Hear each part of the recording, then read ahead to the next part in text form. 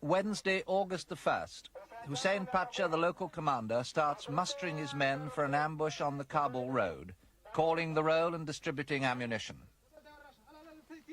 Altogether, about 200 men had been called up, a big group by local standards, but only 120 or so would take part in the operation. The rest would be in support, making sure the main force received supplies of food and ammunition.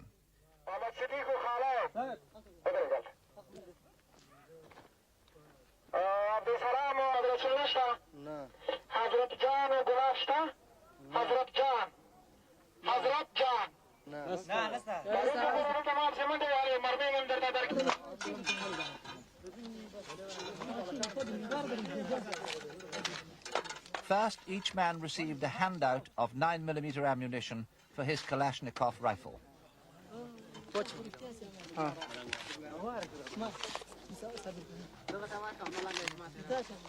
Many Mujahideen groups have been penetrated by the HUD, the local equivalent of the KGB, and so each Mujahid now carries an identity card with his photograph.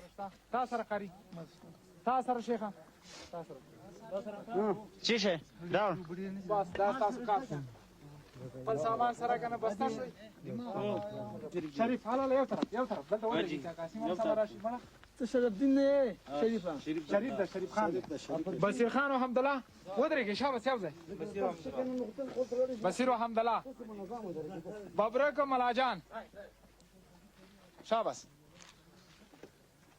ملا خليل وافتقول كود سشو ملا خليل. One of the problems the Mujahideen face is finding men skilled enough to be SAM operators. Few Mujahideen have any military training, although they all have a natural aptitude for arms, and few have much formal education.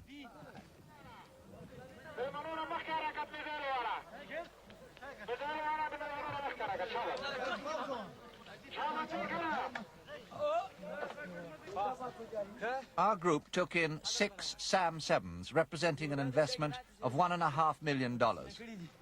This is the SAM-7B, the latest version, a heat-seeking missile designed to lock on to an aircraft's exhaust. It has a range of 3 miles and a speed of 1,250 miles an hour.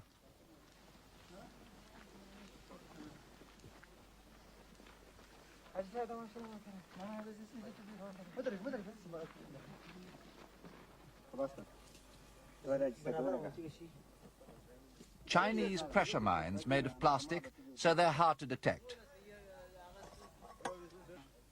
By removing the detonator in blue, so that they no longer act as pressure mines, packing them with extra explosive, and then wiring them up in batches, the Mujahideen hoped to pull off a spectacular ambush. There were generous supplies of C3 blasting gelignite, which is remarkably stable to handle. Looks and smells like marzipan, and can give you a nasty headache if you inhale the fumes for too long. Pound for pound, it's probably the most powerful explosive in everyday use.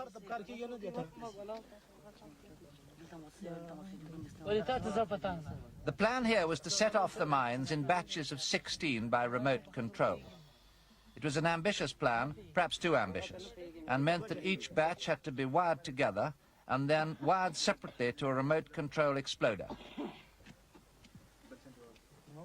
I found myself reflecting, as on my trip 2 years ago, that although they may lack conventional military skills, the Afghans have a lot of ingenuity and are remarkably good at improvising.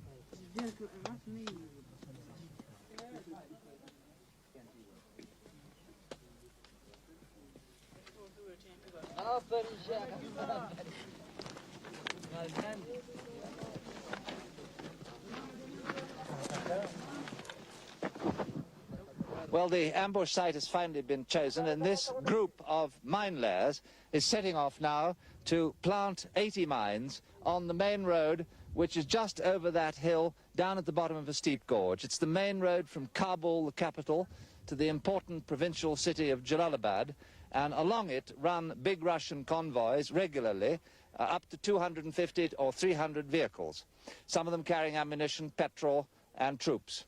Now today a big convoy went along that road, but the guerrillas weren't ready. So they're hoping there'll be another convoy tomorrow or the next day.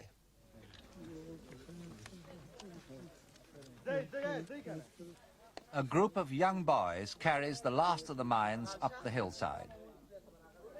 The rest of the force camps out at the foot of the mountain and prays for victory in the coming battle.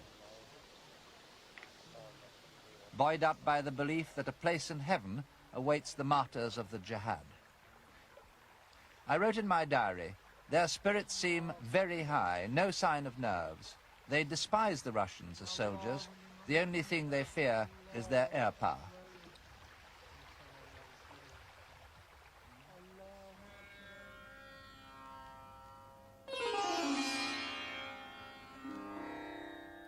Dawn, Friday, August the 3rd.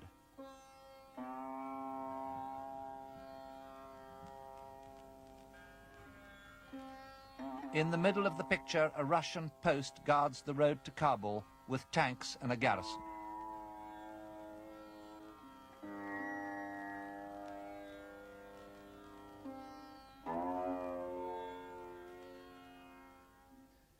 Well, the ambush plans seem to have gone wrong. We think the Russians know we're here and that the road is mined, because last night apparently the guerrillas made a lot of noise planting the mines, and the Russians opened fire, although haphazardly, the guerrillas say. What we do know is that the Russians have now blocked all civilian traffic on the road in both directions, and we're now waiting to see what happens next.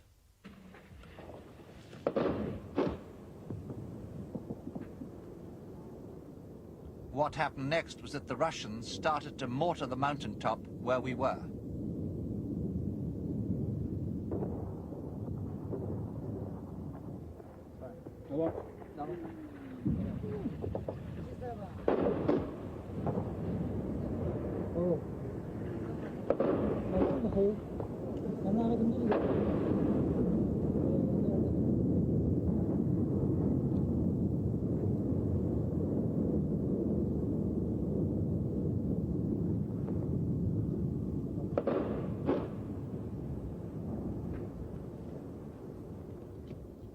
Well, the Russians got us pinned down on the side of the mountain at the moment, and they're lobbing mortars. That's one just gone off on the top, just over the top here. And down below us on the road there are 5 Russian tanks. We can't see them because the gorge is very steep. They're shooting back up at the Mujahideen positions with tank guns, the main gun, and also with machine guns. And the Mujahideen are shooting back at them with RPG-7s, rocket-propelled grenades, and machine guns. And we're waiting to see whether the Russians are going to put in an airstrike.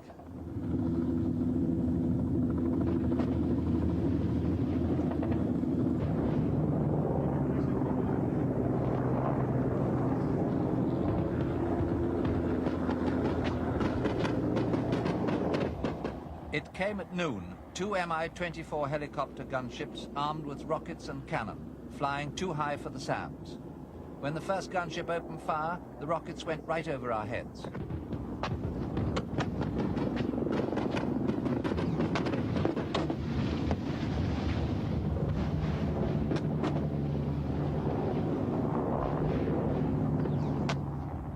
Then the second gunship lined up and fired.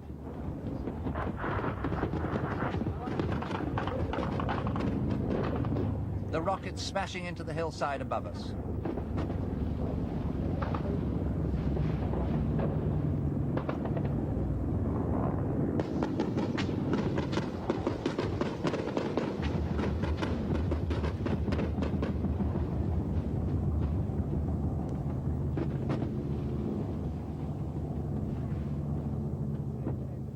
So the element of surprise having been lost and the ambush obviously not going to take place now, the guerrilla commander has ordered his troops, who've been down there in the gorge all day, to pull out tonight.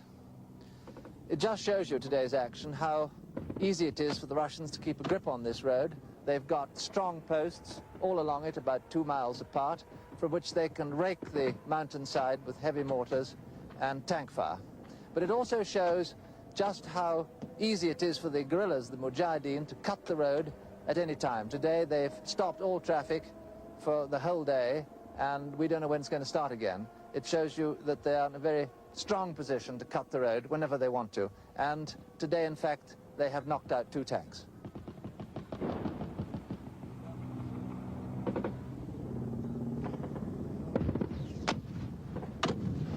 But the hard fact is that due to lack of professionalism, what might have been a famous victory for the Mujahideen ended as just another skirmish.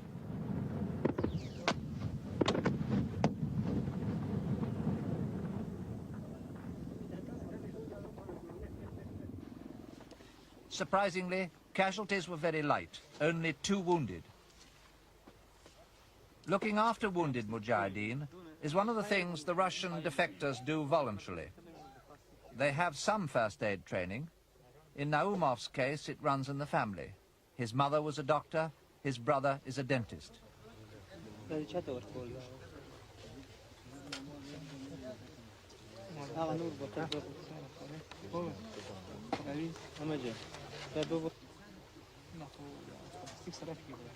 This man was wounded by pieces of shrapnel from a mortar. The Mujahideen have almost nothing in the way of medical supplies. A serious wound usually means gangrene and death.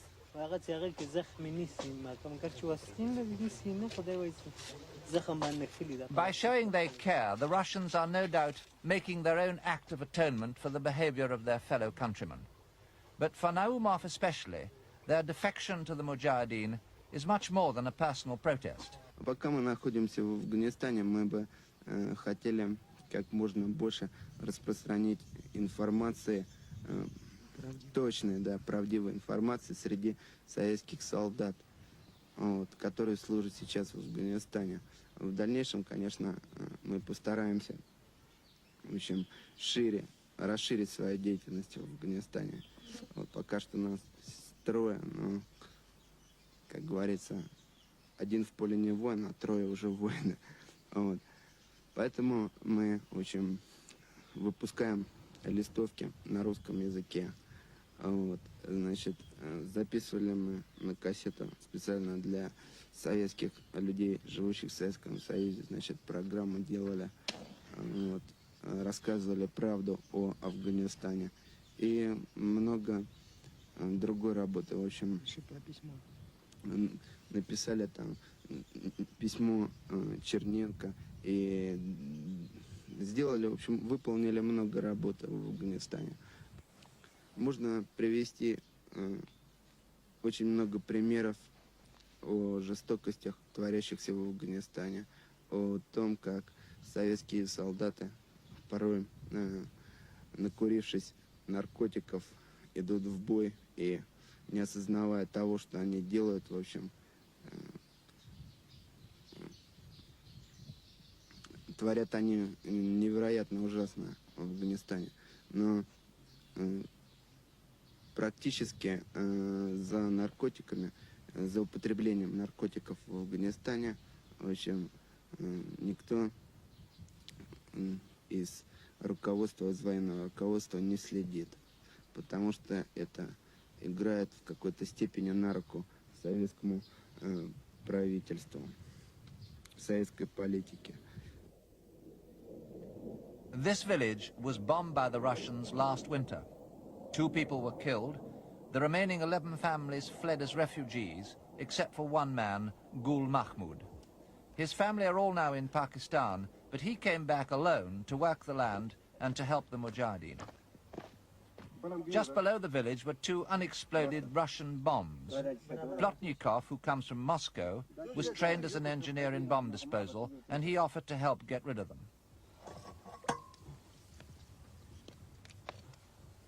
A lump of gelignite is shaped and placed against the casing of the 500-pounder. The detonator is pushed home into the gelignite and the fuse wire attached.